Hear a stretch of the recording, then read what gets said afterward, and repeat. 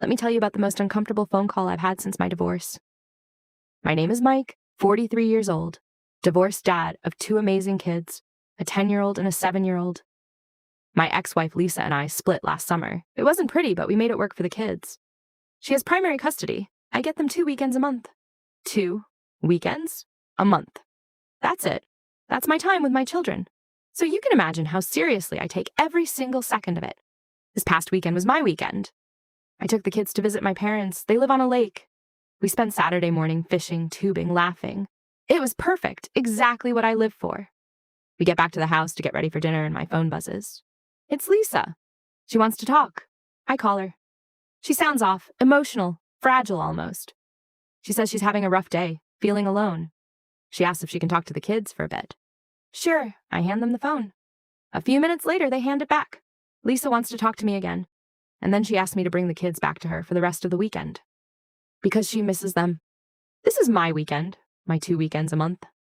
I told her no.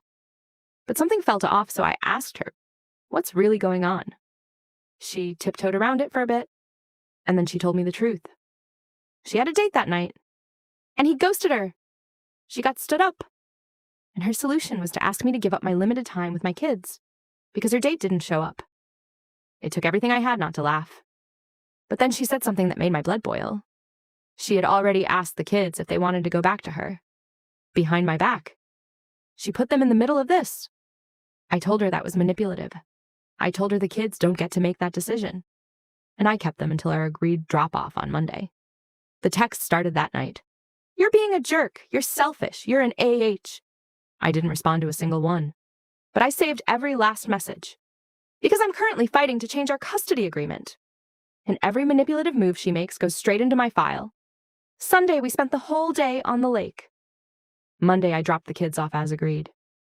Lisa made a comment about how much she missed them. I said nothing. Because I don't feel bad. I feel like a dad who protected his time with his children. And I'd do it again in a heartbeat.